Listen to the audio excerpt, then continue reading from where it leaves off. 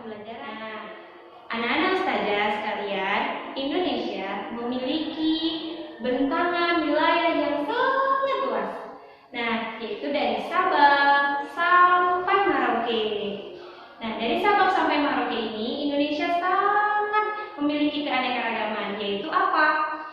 Dari suku, dari agama, tarian, rumah adat, dan alat musiknya. Nah, itu sangat beraneka ragam dari setiap provinsi masing-masing. Betul nggak? Ya dong, benar. Memiliki keanekaragaman suku. Contohnya apa? Ada Melayu, Batak, dan Baduy. Nah, banyak juga suku-suku yang ada di Indonesia. Nah, anak-anak ustazah harus perlu ketahui itu. Oke? Nah, selanjutnya, di Indonesia memiliki keanekaragaman agama. Contohnya yaitu agama Islam, agama Hindu, agama Buddha, agama Kristen Protestan, Kristen Katolik, dan Konghucu. Nah, itu adalah agama yang ada di Indonesia yang perlu anak-anak ustazah ketahui. Nah, selanjutnya anak-anak ustazah harus mengetahui memiliki keanekaragaman tarian. Nah, banyak jenis-jenis tarian yang ada di Indonesia. Contohnya tarian gambyong. Tarian gambyong berasal dari mana? Berasal dari Jawa Tengah. Nah, itu adalah salah satu tarian yang sangat populer. Yang kedua yaitu tarian tortor. Nah, tarian tortor itu dari mana? Pasti anak-anak saja ketahui, dari Sumatera Utara. Itu adalah tarian tortor yang berasal dari Sumatera. Nah, kali ini kita akan bahas tentang rumah adat lagi, rumah adat. Nah, rumah adat ini memiliki ciri khasnya masing-masing, yaitu ciri khas di sukunya, seperti itu. Seperti contohnya di suku Minang. Nah, suku Minang inilah rumahnya, seperti itu kan. Nah, yang kedua suku Melayu, ini rumahnya, seperti itu. Oke, anak-anak saja paham ya? Ini adalah salah satu contoh daripada rumah adat. Oke, selanjutnya itu adalah alat musik tradisional. Jadi alat musik tradisional ini adalah keanekaragaman. Nah, keanekaragaman juga. Contohnya apa? Seperti itu. Pasti anak-anak saya ketahui. Seperti contohnya ada gendang, ya kan? Ada gong, ada angklung. Nah, itu adalah salah satu alat musik tradisional. Nah, kita juga akan bakal bercerita tentang bagaimana cara menggunakannya. Nah, nanti di pelajaran berikutnya, oke? Nah, saja. Nah, selanjutnya anak-anak ustazah ada teks bacaan di sebelah. Nanti kita akan baca ya. Anak-anak saja akan baca bukunya masing-masing. Dan setelah itu kita akan mengerjakan soal. Oke? Baik, itu aja dari ustazah. Pembahasan hari ini semoga anak-anak ustazah paham akan penjelasan dari ustazah. Oke? Itu aja, dan ustazah ucapkan terima kasih. Assalamualaikum anak-anak ustazah. Nah, apakah kalian sudah membaca teksnya? Jika sudah, alhamdulillah. Nah, saat ini kita akan membahas mengenai teks. Apa itu teks? Apakah anak-anak ustazah sudah ada yang tahu mengenai teks? Nah, teks itu adalah suatu bacaan atau wacana. Nah, jadi dalam teks itu ada beberapa paragraf. Apakah anak-anak ustazah sudah tahu apa itu paragraf?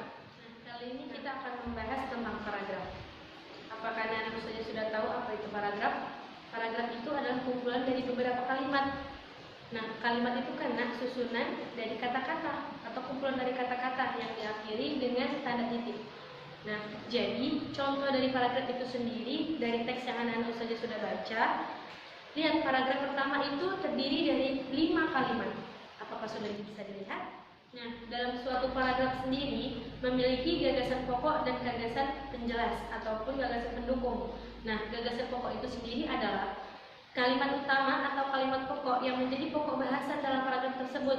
Nah, jadi gagasan pokok itu bisa terletak di awal, di tengah, di akhir. Ingat?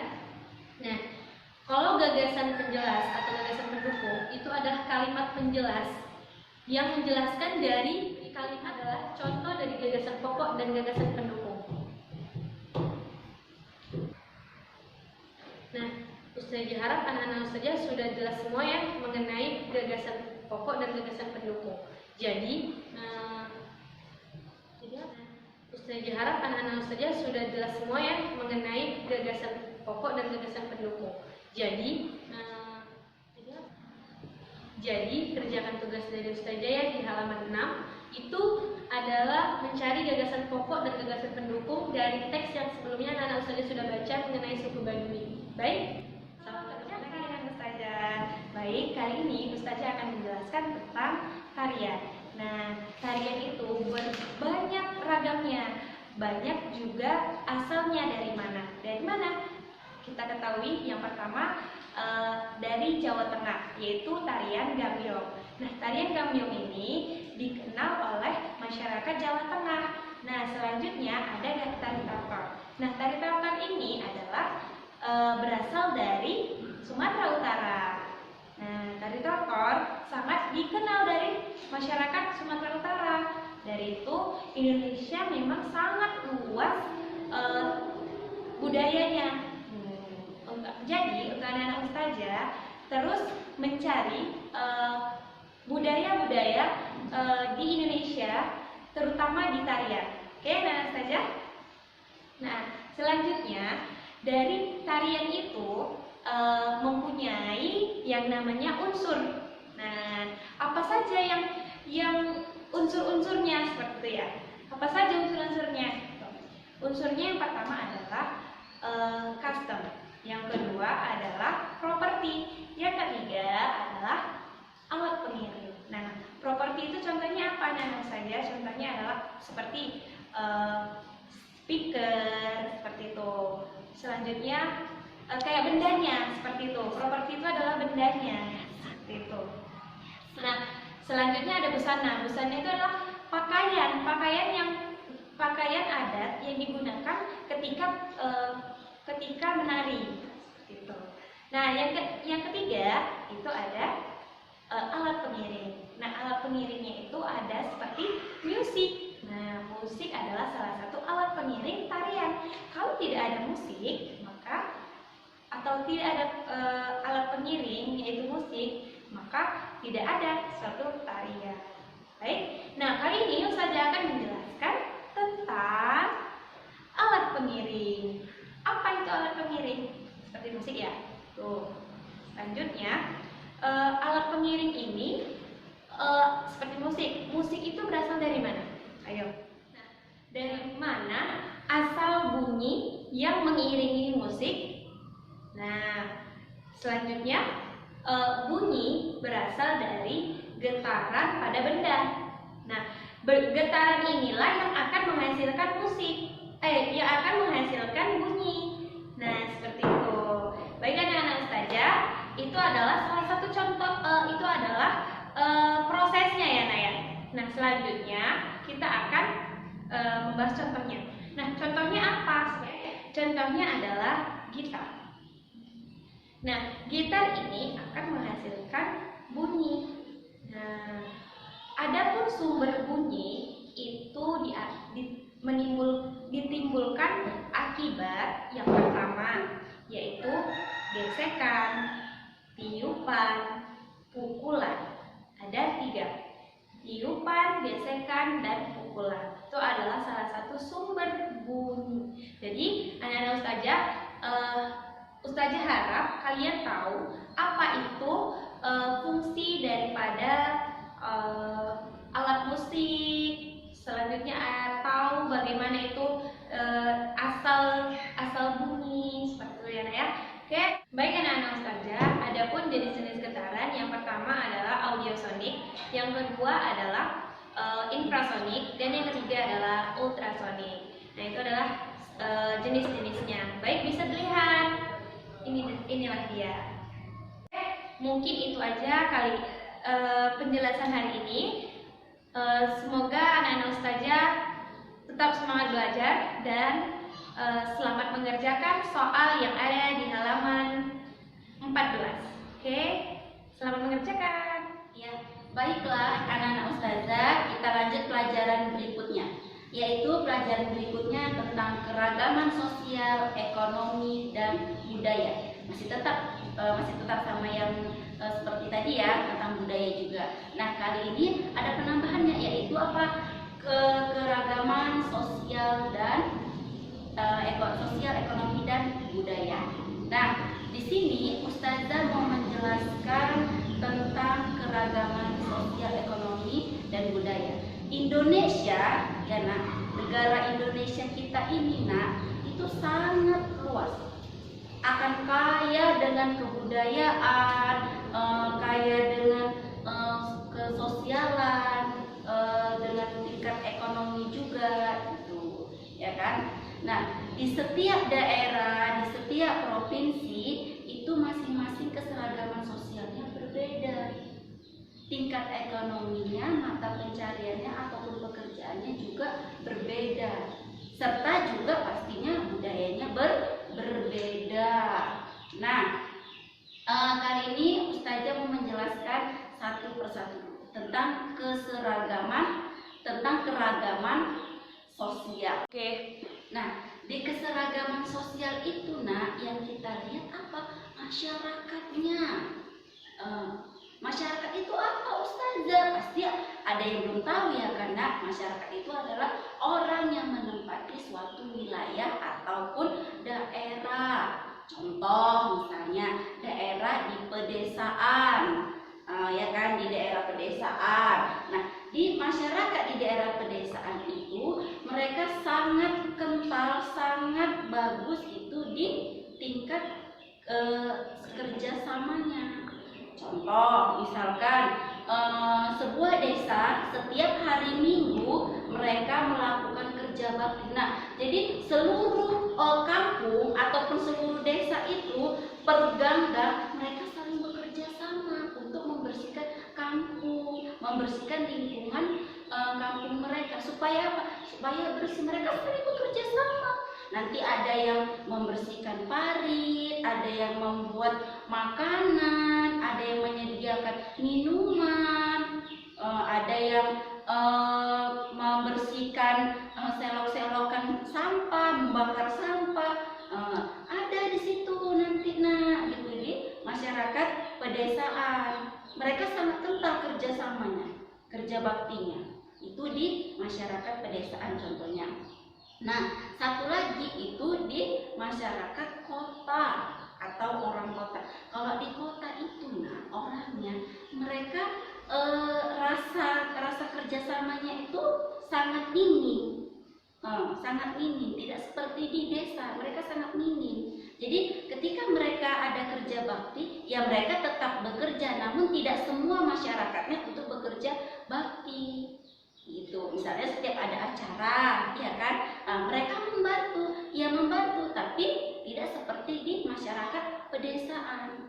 Kalau di masyarakat kota itu kehidupannya ada individualisme atau perorangan, itu kehidupan di kota. Itu dia keseragaman sosial, ya kan anak Ustazah. Nah, yang kedua itu di ekonomi. Nah, ekonomi itu apa? Ekonomi itu biasanya berkaitan dengan mata pencaharian, ya, karena pekerjaan, profesi. Nah, setiap wilayah, setiap daerah pastinya memiliki pekerjaan yang berbeda-beda, bermata pencarian berbeda-beda, berprofesi yang berbeda-beda, ya kan? Tentunya tidak bisa kita samakan, ya kan? Nah, contohnya itu di tingkat misalnya di dataran tinggi. Nah, di dataran tinggi itu biasanya apa? Pegunungan, ya kan? Kayak seperti di Brastagi, ya kan? Nah, itu di dataran tinggi. Nah, kalau di dataran tinggi itu nak biasanya bermata pencarian apa? Berkebun. Nah, berkebun. Contohnya di Brastagi, berkebun mereka kan? Iya, berkebun apa? Menanam sayuran, menanam cabai, menanam tomat, menanam buah-buahan. Berkebun. Yang kedua, yang kedua itu di dataran rendah. Di dataran rendah itu nah biasanya bermata pencarian apa? Seperti pegawai, pedagang, ya, pegawai, pedagang gitu, mata pencariannya, ya kan? Kalau pegawai misalnya dia bekerja sebagai guru, terus dokter, dan kesehatan dan pendidikan. Kalau dia pedagang pastinya pengusaha ya, karena pengusaha apa aja gitu ya kan. Kayak di pajak itu pengusaha berdagang ya kan. Terus di pantai. Nah, kalau di pantai pastinya tentunya bermata pencarian apa? Nelayan, mencari ikan di laut. Itu di daerah pantai. Itu di dataran daerah pantai pekerjaannya sebagai nelayan. Rata-rata ada nelayan ikan asin, ada yang nelayan ikan yang langsung diambil dari laut langsung dijual ke para pedagang gitu ya. Jadi beraneka ragam ya. Nah, itu dari tingkat ekonomi.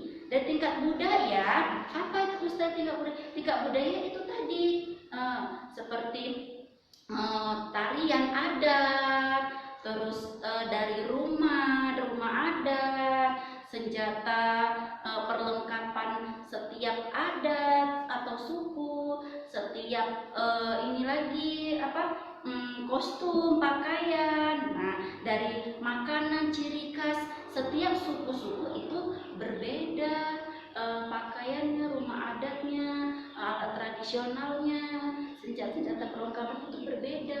Itu dari segi budaya. Budaya itu kebiasaan setiap suku. Nah, jadi anak ustazah sudah paham. Kalau sudah paham, alhamdulillah. Nah, sampai di sini pembelajaran kita. Ustazah akhiri dengan assalamualaikum warahmatullahi wabarakatuh. Oke, nah di keseragaman sosial itu yang kita lihat apa? Masyarakatnya. Masyarakat itu apa Ustazah? Pasti ada yang belum tahu ya, karena masyarakat itu adalah orang yang menempati suatu wilayah ataupun daerah. Contoh misalnya daerah di pedesaan. Ya kan, di daerah pedesaan. Nah, di masyarakat di daerah pedesaan itu mereka sangat kental, sangat bagus itu di tingkat kerjasamanya. Contoh misalkan sebuah desa setiap hari Minggu mereka melakukan kerja bakti. Nah, jadi seluruh kampung ataupun seluruh desa itu per ganggang mereka saling bekerja sama untuk membersihkan kampung, membersihkan lingkungan kampung mereka. Supaya apa? Supaya bersih. Mereka saling bekerja sama. Nanti ada yang membersihkan parit, ada yang membuat makanan, ada yang menyediakan minuman, ada yang membersihkan selok-selokan sampah, membakar sampah. Ada di situ nanti gitu di masyarakat pedesaan. Mereka sangat kental kerjasamanya, kerja baktinya. Itu di masyarakat pedesaan contohnya. Nah, satu lagi itu di masyarakat kota atau orang kota. Kalau di kota itu orangnya mereka rasa kerjasamanya itu sangat minim, tidak seperti di desa. Mereka sangat minim. Jadi ketika mereka ada kerja bakti, ya mereka tetap bekerja, namun tidak semua masyarakatnya untuk bekerja bakti. Gitu. Misalnya setiap ada acara, ya kan, mereka membantu, tapi tidak seperti di masyarakat pedesaan. Kalau di masyarakat kota itu kehidupannya ada individualisme atau perorangan, itu kehidupan di kota. Itu di keseragaman sosial, ya kan anak ustazah. Nah, yang kedua itu di ekonomi. Nah, ekonomi itu apa? Ekonomi itu biasanya berkaitan dengan mata pencaharian, ya, karena pekerjaan, profesi. Nah, setiap wilayah, setiap daerah pastinya memiliki pekerjaan yang berbeda-beda, bermata pencarian berbeda-beda, berprofesi yang berbeda-beda, ya kan? Tentunya tidak bisa kita samakan, ya kan? Nah, contohnya itu di tingkat misalnya di dataran tinggi. Nah, di dataran tinggi itu biasanya apa? Pegunungan, ya kan? Kayak seperti di Brastagi, ya kan? Itu di dataran tinggi. Nah, kalau di dataran tinggi itu nak biasanya bermata pencarian apa? Berkebun. Nah, berkebun. Contohnya di beras tadi, berkebun mereka kan? Iya, berkebun apa? Menanam sayuran, menanam cabai, menanam tomat, menanam buah-buahan. Nah, berkebun. Yang kedua, yang kedua itu di dataran rendah. Di dataran rendah itu nah biasanya bermata pencarian apa? Seperti pegawai, pedagang, pegawai, pedagang itu mata pencariannya, ya kan? Kalau pegawai misalnya dia bekerja sebagai guru, terus dokter, bidan, perawat di bidang kesehatan dan pendidikan. Kalau dia pedagang pastinya pengusaha ya, karena pengusaha apa aja gitu ya kan, kayak di pajak itu pengusaha berdagang ya kan. Terus di pantai, nah kalau di pantai pastinya tentunya bermata pencarian apa? Nelayan, mencari ikan di laut, itu di daerah pantai.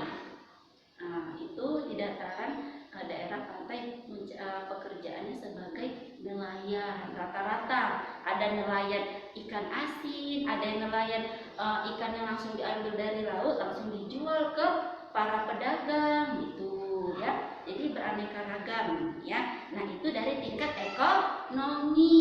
Dan tingkat budaya, apa itu Ustaz tingkat budaya? Tingkat budaya itu tadi seperti tarian adat, terus dari rumah adat, senjata, perlengkapan setiap adat atau suku, setiap ini lagi apa? Kostum, pakaian. Nah, dari makanan ciri khas setiap suku-suku itu berbeda, pakaiannya, rumah adatnya, alat tradisionalnya, senjata perlengkapan itu berbeda. Itu dari segi budaya. Budaya itu kebiasaan setiap suku. Nah, jadi anak Ustazah sudah paham. Kalau sudah paham, alhamdulillah. Nah, sampai di sini pembelajaran kita. Ustazah akhiri dengan Assalamualaikum warahmatullahi wabarakatuh. Saya jelaskan tadi masing-masing yang ketiga itu. Nah, ini Ustazah akan memberikan soal di halaman 23 bagian atas itu kan ada tabel. Nah, dikerjai ya nak, itu soalnya ya, dikerjain di situ ya. Semoga anak Ustazah bisa memahami yang Ustazah jelaskan tadi ini ya. Semoga anak Ustazah paham semua dan Ustazah ucapkan dan Ustazah akhiri. Assalamualaikum warahmatullahi wabarakatuh.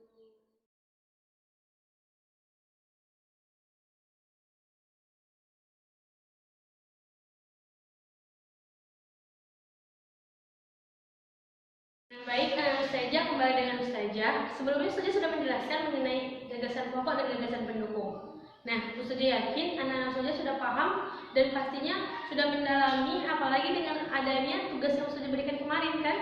Nah, jadi selain adanya gagasan pokok dan gagasan penjelas di suatu teks, apakah anak-anak Ustazah bisa membuat suatu teks bacaan seperti bacaan yang sebelumnya? Nah, jadi untuk membuat suatu teks atau bacaan itu diperlukan kerangka karangan.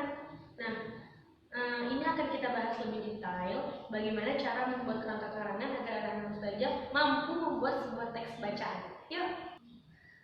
Nah, jadi kerangka karangan itu adalah rencana penulisan yang memuat garis-garis besar apa aja yang anak-anak Ustazah mau tulis. Nah, berikut adalah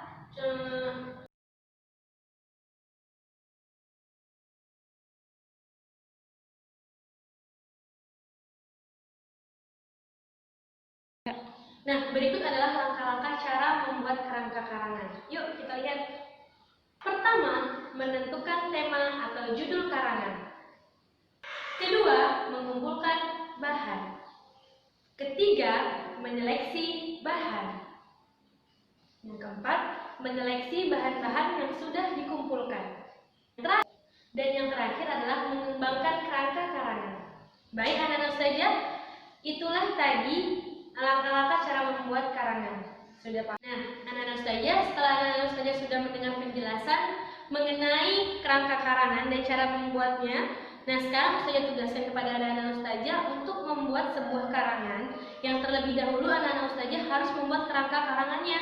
Nah, karangannya dapat berupa pengalaman pribadi ya. Baik, ustazah harap anak-anak ustazah mampu mengerjakannya ya dengan sendiri. Oke, selamat mengerjakan. Assalamualaikum warahmatullahi wabarakatuh. Ya, hari ini kita akan melanjuti materi selanjutnya, ya karena masih tentunya tentang keberagaman budaya di Indonesia. Sebelumnya udah dijelaskan keberagaman budaya Indonesia itu apa saja. Nah, ini materinya tentang keberagaman budaya di lingkungan keluarga. Lingkungan keluarga terdekat ya kan.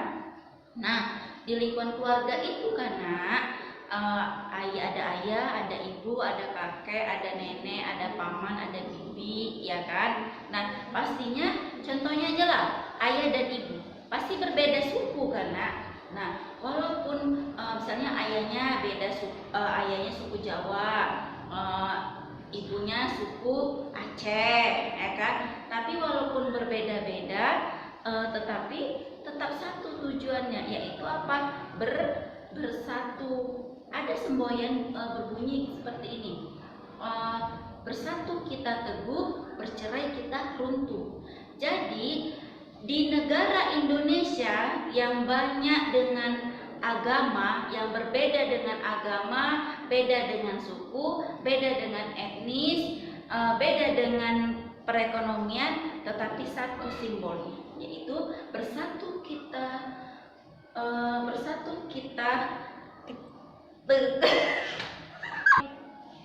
ada semboyan di Indonesia, bersatu kita teguh, bercerai kita runtuh.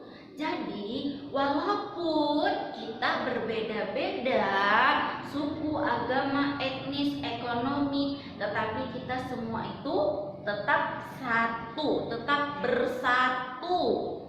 Bersatu dalam membentuk apa? Dalam membentuk keadilan, kesejahteraan. Nah, di sini ustazah mau menjelaskan bagaimana sikap kita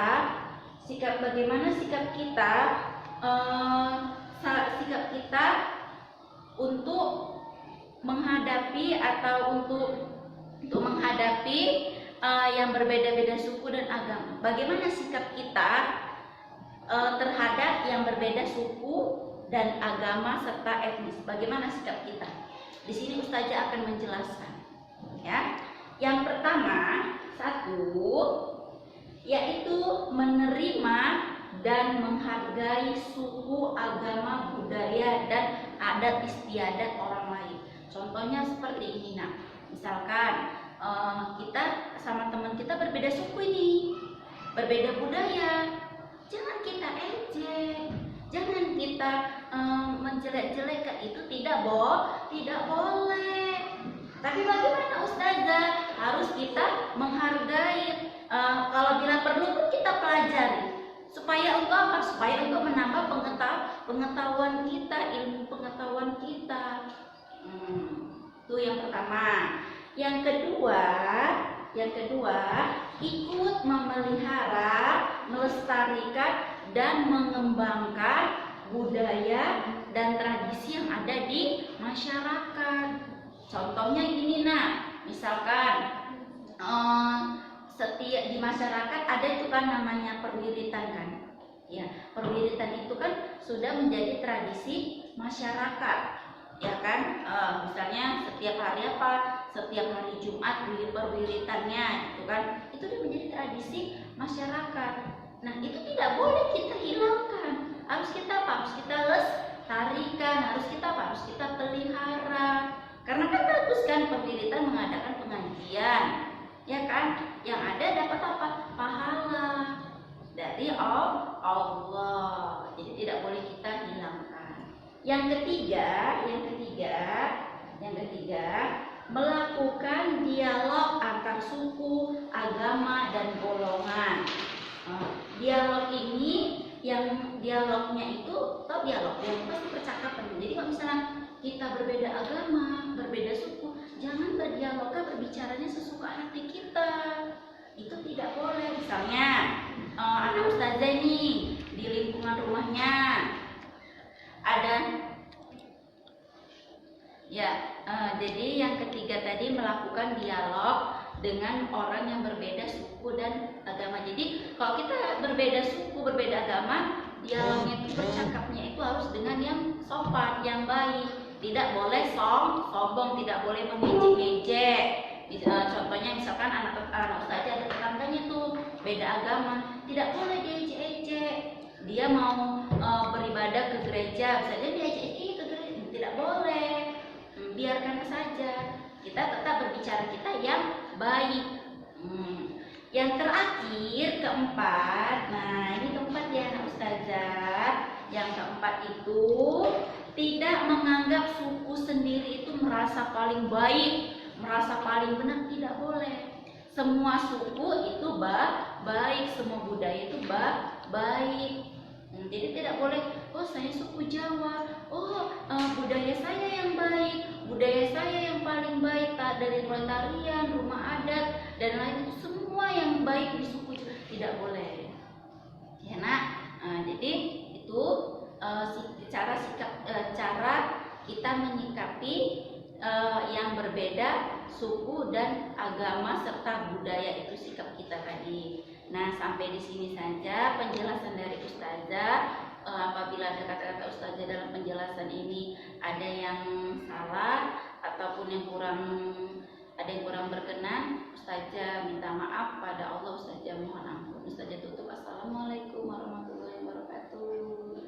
Ya, hari ini kita akan lanjuti materi selanjutnya, ya karena masih tentunya tentang keberagaman budaya di Indonesia. Sebelumnya udah dijelaskan beragam budaya Indonesia itu apa saja. Nah, ini materinya tentang keberagaman budaya di lingkungan keluarga. Lingkungan keluarga terdekat ya kan. Nah, di lingkungan keluarga itu karena ada ayah, ada ibu, ada kakek, ada nenek, ada paman, ada bibi, ya kan? Nah, pastinya contohnya aja lah, ayah dan ibu pasti berbeda suku karena. Nah, walaupun misalnya ayahnya ayahnya suku Jawa, ibunya suku Aceh, ya kan? Tapi walaupun berbeda-beda, tetapi tetap satu tujuannya, yaitu apa? Bersatu. Ada semboyan berbunyi seperti ini. Bersatu kita teguh, bercerai kita runtuh. Jadi di negara Indonesia yang banyak dengan agama, yang berbeda dengan agama, beda dengan suku, beda dengan etnis, beda dengan perekonomian, tetapi satu simbolnya, yaitu bersatu kita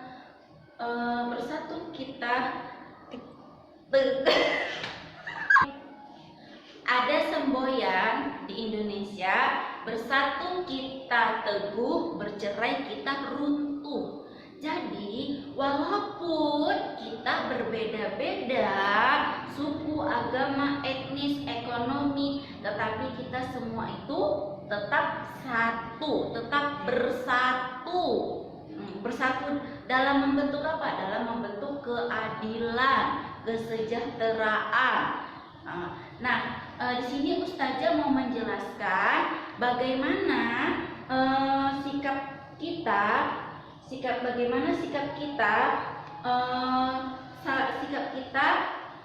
untuk menghadapi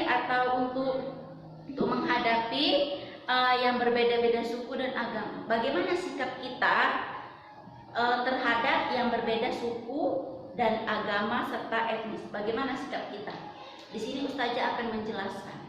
Ya, yang pertama, satu, yaitu menerima dan menghargai suku, agama, budaya, dan adat istiadat orang lain. Contohnya seperti ini, nak. Misalkan kita sama teman kita berbeda suku ini, berbeda budaya, jangan kita ejek, jangan kita menjelek-jelekan, itu tidak boleh. Tapi bagaimana Ustazah? Harus kita menghargai. Kalau bila perlu pun kita pelajari.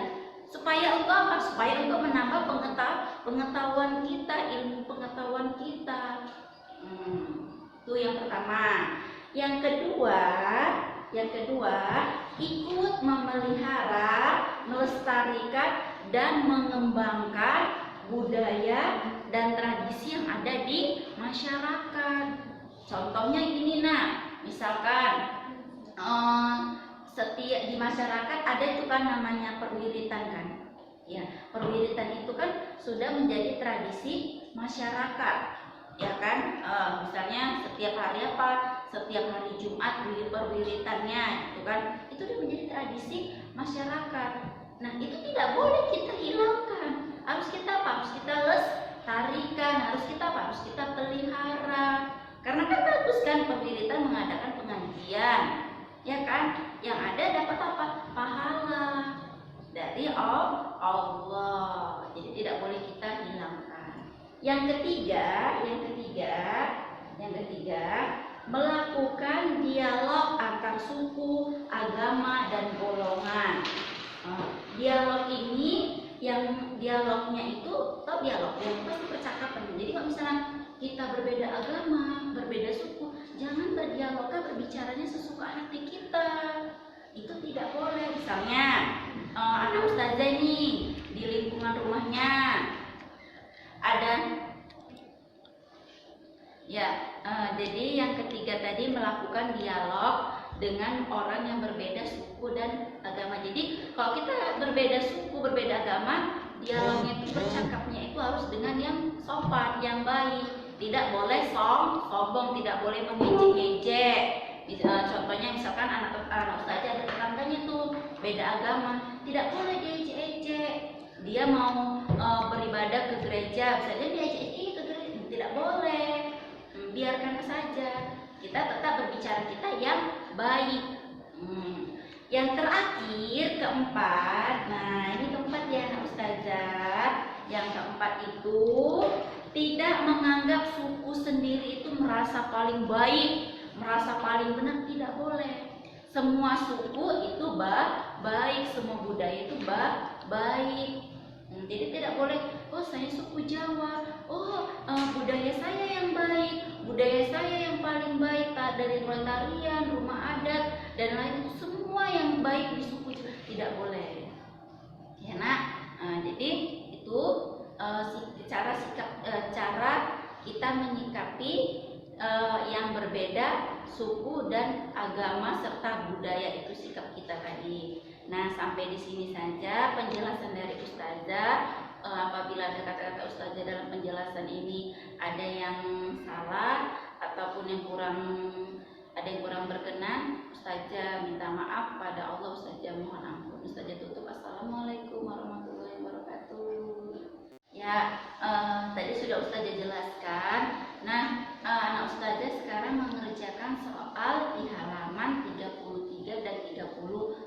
Di halaman 34 itu yang ada tabelnya, dan di halaman 33 juga ada tabelnya. Selamat mengerjakan anak Ustazah.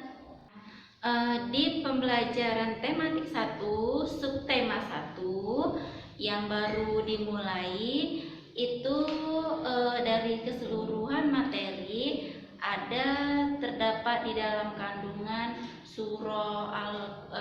terdapat di Al-Quran surah Al-Hujarat ayat 13. Nah, anak Ustazah nanti boleh dibuka ya surah Al-Hujarat ayat 13, dan boleh juga dibaca beserta artinya.